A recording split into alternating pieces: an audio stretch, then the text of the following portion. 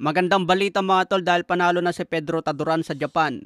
Tinalo niya si Shizuoka via split decision. Kaya hawak pa rin ni Pedro Taduran ang kanyang IBF minimum weight belt. Ito ang kanilang rematch at ngayon pinatunayan na ni Taduran na siya ang tunay na champion. Akala ko mga tol ibibigay pa sa Japanese ang panalo dahil syempre nasa Japan sila. Baka mas paboran ng Japanese. Pero pinakita lang ng mga Japanese Commission na parehas sila sa pag-judge. Dahil binigay pa rin sa karapat dapat na panalo. Pero okay na rin yung split decision na panalo ni Taduran basta panalo. Kaya congratulations kay Pedro Taduran mga tol. May bagong kartada na 18 wins, 13 KOs, may 4 na talo. Sa iba pang balita, pambansang kamao ni Pacquiao, napakabilis pa rin tumakbo sa bundok. Tinatalo pa ni Pacman ang mga bagitong sumasabay sa kanya. Sa edad na 46 mga tol, makikita talaga na nandun pa rin yung passion ni Pacman. Hindi pa nawala yung apoy na gusto talaga tumalo ng champion.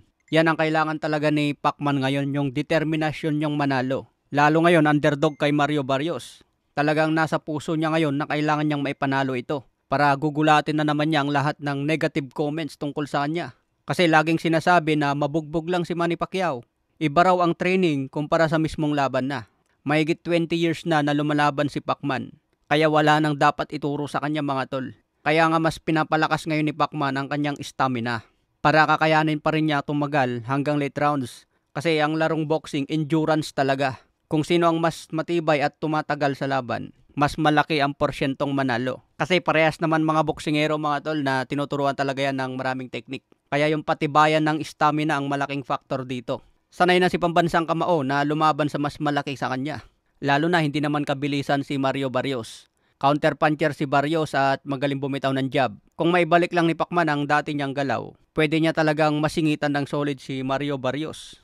O kaya pwede niyang ma-out points sa bawat rounds. Kaya marami pa rin ang excited sa laban na ito dahil naiintriga sila kung kaya pa ba ni Pacman lumaban. Ayon nga sa naging panayam ni JM Siyasat kay Jerry Peñalosa, hindi raw maalis yung pag-aalala ni Jerry Peñalosa kay Pacman dahil magkaiba raw talaga ang galaw sa training at galaw na sa mismong laban. Kaya karamihan sa hinihiling ng fans ngayon, kahit matalo si Manny Pacquiao basta raw hindi siya mapahamak. Sa iba pang balita, Canelo Alvarez kinumpirma na gaganapin ang laban niya kay Terence Crawford sa Las Vegas. Ito rin ang isang malaking laban na dapat abangan natin ngayong taon.